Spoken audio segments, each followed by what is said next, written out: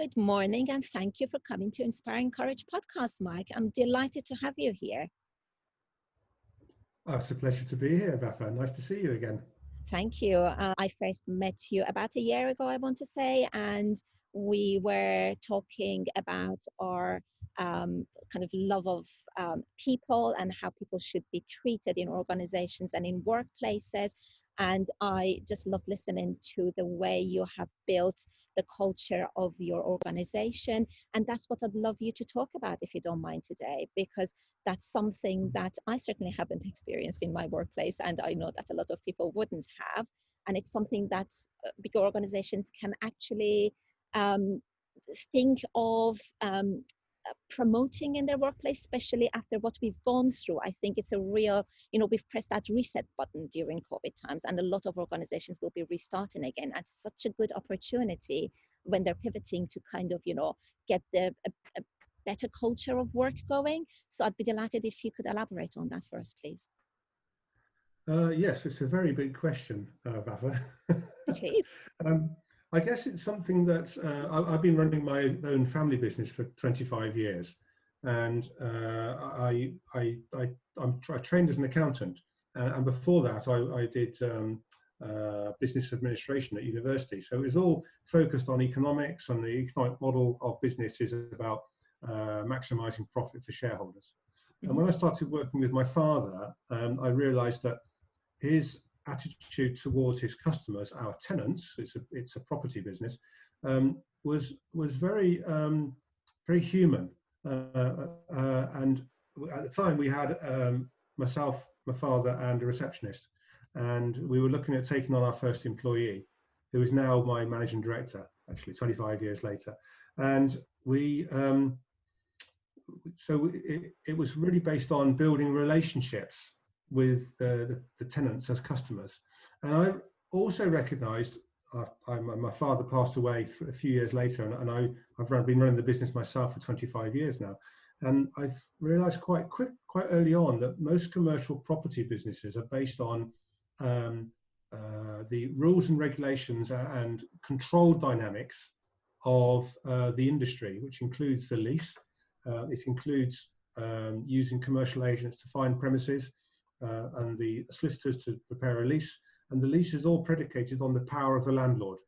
The landlord owns the property, so the landlord inherently has the power. And it is following on from that, when we established our values, the first value I came up with, or we came up with, my coach and I, and my now MD, was openness and honesty, for the sake of minimizing the anxieties and fears associated with renting premises. So it was an instruction to the team that people who are potential tenants of ours, looking around the units, come with fears and anxieties. However you may think of them, they are worried about the nature of the contract they're letting themselves into, knowing the landlord has all the power. So one of the things I did very early on was give that power away to our tenants. And that was an important part of the process. People thought I was mad. The solicitor didn't like it. We dumped agents years ago. So therefore the solicitor lost a lot of work.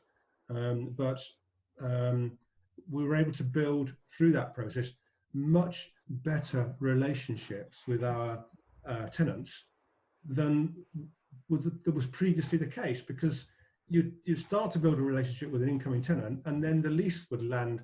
I always talk about it coming through the post letterbox at home and landing with a thud on the doormat, and it's a statement of, I don't trust you, but we were building relationships based on trust, because that's what relationships are. You have that in your families, with your friends. Why can't you have that in business as well, right? Because business generally is predicated on a contractual obligation. Whether it's with customers or with suppliers or even with your teams, we have an employment contract. This is what you've come to do. This is how much you're going to get paid, right? And it kind of destroys the opportunity for relationships to be built. So we have to kind of do away with all that. I am pleased to say that my team, I stepped aside and became chairman some 6 or 7 years ago. And since then, my team have built or created the most impressive staff handbook. It's a really beautiful document to see. It's all written in clear English. And whilst we have to have the litigatable stuff in it, all the things about health and safety and all the usual stuff you have to have in, that's all pushed to the back as an appendix. And the clear documentation is in the front. And it's just such a lovely book. I'm so proud of my team. It's readable in plain English. You don't actually have to have a degree in law to understand the jargon. I remember one of the first, many years ago, we took on a girl as a receptionist, and she, she was late to apply to us, and we'd had about 70 or so applications for the job, a lot, and we'd kind of given up because they couldn't find anyone that suited. And this girl had written about 100 applications for a job as a receptionist, and it came in late. And we looked at it, the team looked at it, and they loved that she'd handwritten under her CV, "And I bake a good cake," right? And they thought that was such a sweet thing to do. So that's a winner for me. Actually, they phoned her up. Yes, exactly. They phoned her up, and she had already accepted a job with a local, actually a commercial property agent. But she came in to see us anyway, and she described how she'd got a wad of paperwork this thick to sign to join this company, the employment contract and all the other stuff that they had made her sign. And then we said, well, you've got one sheet of paper for us. And she decided there and then to say no to them and come and join us. And it's because she was attracted by our the proposition, the easygoing nature of the way we were operating. So. And that's what I find from our conversations, that the way you have built that business, the culture that you have instilled in everybody, it's such an easy going process. I've never had the pleasure of meeting your workplace, and I look forward to doing that one day because I've heard such positive remarks. But I feel that there's that kind of, easiness about the place of work, and people are very easy to be approached and to approach also. And that's the culture that you've built. And it doesn't take a lot really to do that. As you said, your father just ran the business in a human way. It's just the basis of being human, and not kind of, exerting your control on your employees. Just because you are an employer doesn't mean that you have control over them. It's giving them the trust that they require. Yes, training for sure. They need to have the skills, they need to have the training, they need to understand the culture, but then it's given them the trust that they have it in them to act in the most decent way. So the way it worked for me is that we had this culture anyway, and I needed to find a way to describe it to my team, who at the time we set up the principles of operating. When we set that up properly, that we already had a team of about 8 people, and what we set up was, first of all, values, and our values. There's 6 values, and our values are all based around the ways in which you treat other people. So it's basically about respect and equality. That's really what the values are about. It's about how you work in business. Simon Sinek talks about the why, the how, and the what of business, right? Well, the how, in my view, is the values, and it's what you hold dear, and it's behaviors which are acceptable and what's not acceptable. And it's not just the values you have, but it's also noticing the values that other people have, and whether what they're doing and saying tramples on your values or not. So you can build relationships with people who have similar values, I believe, as we do. And but that's not all the business is about. The other element, which is really important, is purpose. What is the purpose of business? And a purpose, to my view, is really important to specify purpose, because if you don't, people will assume that your purpose is to maximize profits, because that's how we're taught through. I did economics at A level. I did business administration, and you listen to the media and read the newspapers, and it's all about how much money is made for the shareholders, right? All of our education is based on that. But the truth is the 5.5 million businesses out there, 95% have less than 10 employees in the UK, and those people have not set up a business to maximize profit. And I know this sounds a bit weird. I know people are going to say, what's he talking about? That's rubbish. But you start speaking to people who run small businesses, and there's a passion Of that course. belies what they're doing. And yes, of course, it's important to make enough money that you can feed the family, of Yeah. course. But beyond that, people aren't all greedy for more and more for maximizing profit. Of course not. There's an alternative purpose which is based on your passion, and it's therefore it's about human beings. And I would say that even if it's about the environment, that's about human beings living in the environment. So it's a social purpose. Yeah. Right. So and our purpose is to create an environment where people can feel valued, and it's very carefully written, that purpose. So if you state a purpose other than making profit, it means that your team can start making decisions which are on purpose. Mm-hmm. In other words, not about how can I, otherwise what they will do is say, okay, what can I do to make the most money out of this project, or to reduce the costs? How can I make these things cheaper? Because Mike will like that, and therefore I'll do better.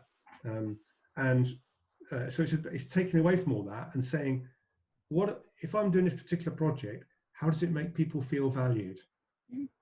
How can I create that environment where people can feel valued? You can't make someone feel valued, but you can create the environment. And you say the environment of the business park. The thing that I love most that gives me most fulfillment and most pleasure in the business is when I have tenants who come on the park or visitors who come on the park and say to me, as I drive onto the park, I relax. My heart rate goes down. I feel calm. I feel warm and comfortable. Now, what is it that does that? And it isn't just the foliage, the lovely flowers like you've got behind you. It's not, I mean, we've planted a lot. The greenery on the park is really important. It's not just that, because in some ways it's a bit unkempt. You know, I don't mind if there's a few weeds. It's a rural business park. So it's that's how it should be. We're not a prissy office park, but it's not just that. It's also the people. It's the way it's the design of the buildings. It's the way the people, my team, treat people. It's the way the tenants relate to each other and work with each other. The whole thing is easygoing. And so that's our purpose. And it's really important in business, I think, to set a purpose which is motivational. And then you need to have people on board who are on the same bus as you, right? So Exactly. They want the same thing that you want. So then they're naturally motivated. And then they become committed and loyal because of that. And that's not only true of your staff, but also of your customers. Of course. So, and that's how you become attractive, by kind of, having those values that are so dear to you, defined, and you live the values also. I think that's what it is. When you live those values, and everybody who's coming to work for you understands clearly that those values need to be aligned with them as well. And that's how you attract your customers. That's how you attract your tenants and your clients. So it's really, really important. And that's why we bonded, I think, because we are so values driven, both of us, and our values are very similar. So I get it. It's working on that purpose, knowing what your bigger vision is. What is the purpose that you have in this world? What do you want to do? What's the legacy you want to leave behind? It's all about that, isn't it? And so what I do with my team is I speak to them all. I have a one-to-one with them all. There's 16 of them now. And I do a one-to-one for at least an hour, twice a year. And I sit down, and I've often wondered whether they like it or not. And I often question, am I doing the right thing here? Do you mind if I delve into your personal lives or whatever in this? Who could ever say no to you, Mike? Well, they seem to love it. Yeah, exactly. They were nervous at first, so was I, but they love it because I'm giving them my time to them with no judgment, and it's just about opening up and talking. It's total confidence. I don't set their salaries. I don't discuss what we talk about with managing director or any of the other directors. It's just purely let yourself go and talk to me.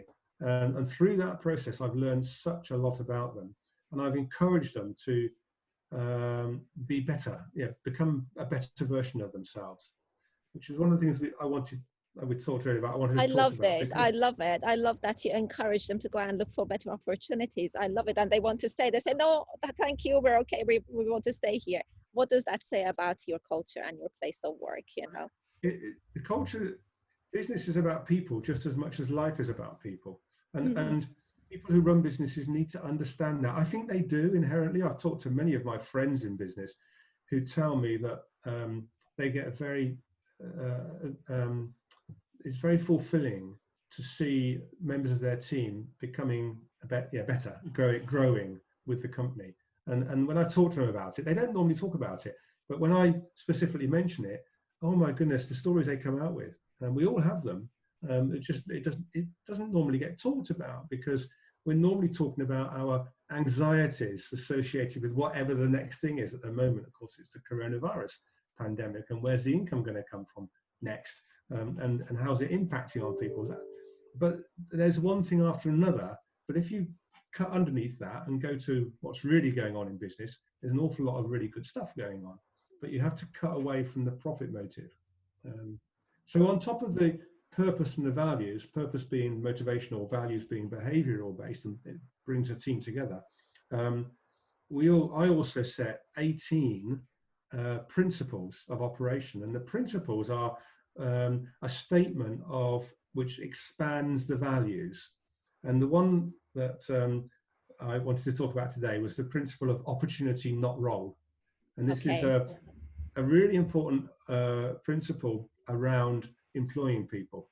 So most people employ someone because, and I talk about this in my TED talk, a little plug there, by the way. So I was going to plug it anyway, but thank you.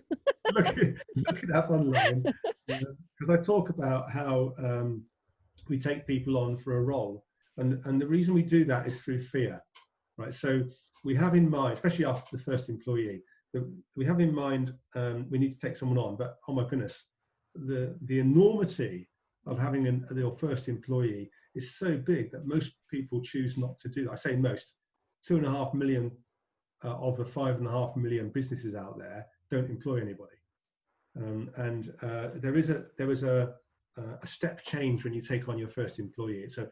There's a fear barrier you have to break through to take on your first employee, and in order to make that fear a bit less, what do? You work out the roles that you're doing, the tasks that you have to do, and you set aside the ones that you think your new employee can do, and you give them those tasks. And therefore, the whole basis of employment is based on, is task orientated, right? I want you to do those tasks, and when you've done them, come back to me.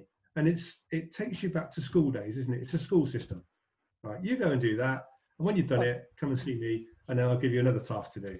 Yep. Well, how is that?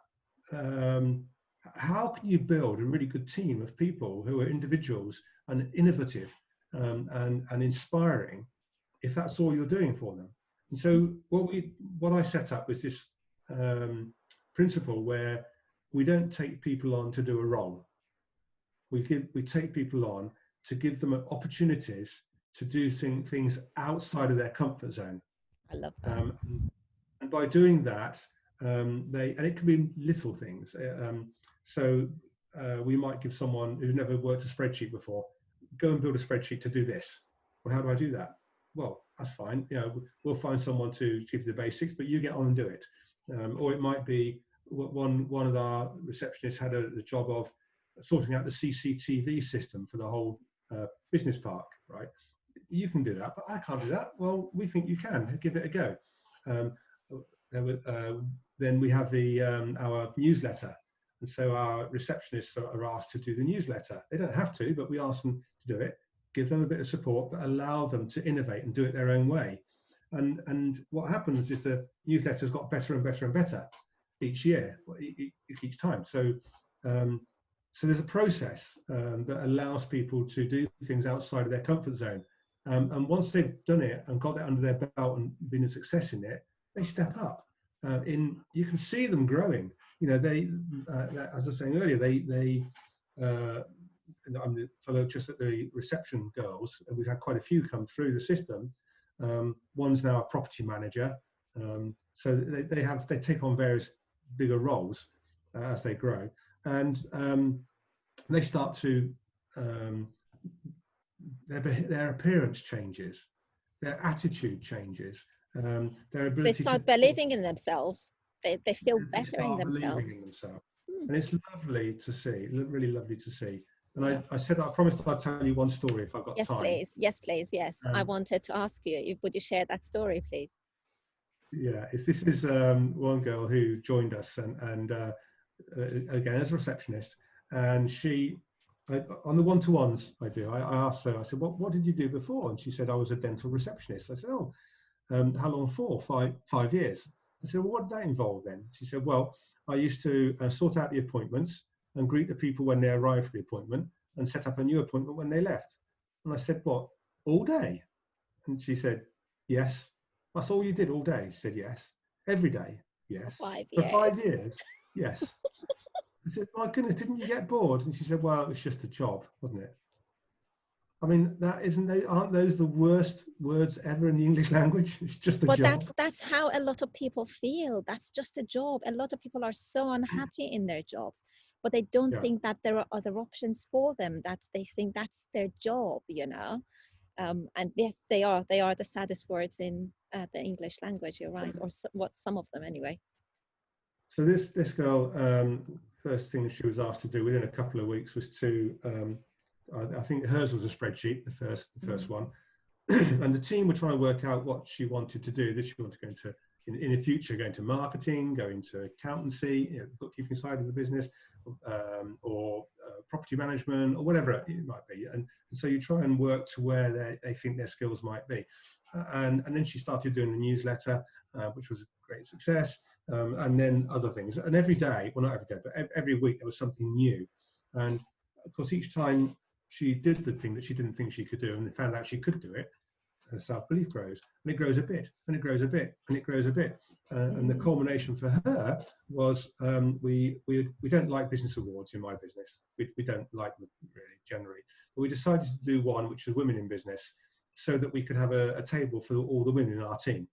So we could because we were sponsoring it, we were asked to present an award. And actually the person organizing it came back to us and said, we don't have, we need another person to present the award for the entrepreneur of the year.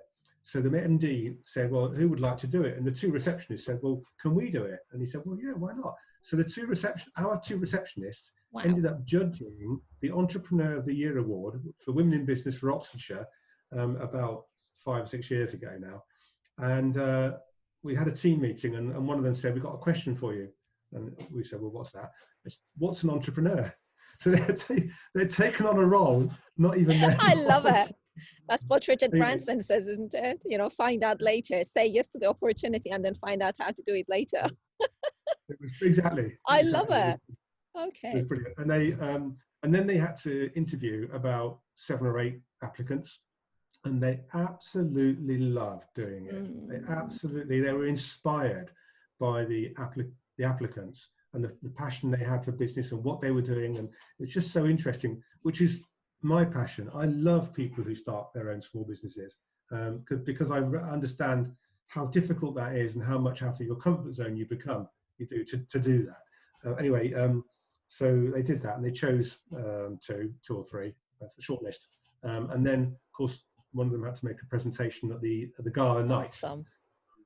So the team, the girls in the team, got all dolled up and went. And this one girl said she would do it. She volunteered to do it, right? Brilliant. And we got to the hotel, and I was there as well. I was on a different table actually. Someone else invited me to go along, so I was on a different table seeing the team. And this girl saw me in the foyer, and I said, "How are you feeling?" And she said, "I've just thrown up in the toilet." Oh, So bless her. I put my arm around her and said, "Yeah, I've done that as well." Right, because you can't rescue someone in that situation. You have to allow them to Of course. go through the fears they go through. You can't take that away from them. You know, Just it's part imagine of how life. much she grew out of that experience. Yes, it was difficult, but I kind of almost always say that it's like being, turned into a butterfly from a caterpillar. You kind of feel the pressure, you feel the pressure, you feel the pressure, and then you break out and you think, isn't this wonderful? But you do We, have to feel that pressure first before you actually yes, break out, and you grow absolutely. so much. And again, having that mindset to understand that things aren't easy. The successful business Yeah. people that we meet Well, she, aren't successful overnight. They have gone through so much to become what they are.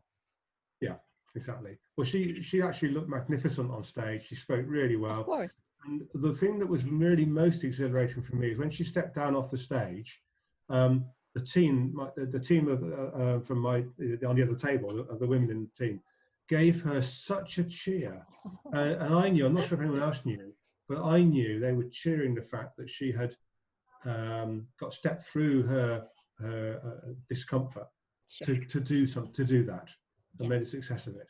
And that cheer would have boosted her Of course. amazingly, And a different person stepped down off that stage and went up onto it, I think. So Yes, yes. yeah, It's and that's celebrating her success, isn't it, openly? And we did we did that for her. She did it, of course, but we of course. created the possibility for that to happen, and that's what I talk about. That's what business should be about, isn't it? Business should be about Yeah. you make money incidentally. It's an outcome of doing all the other good stuff that you can do in business.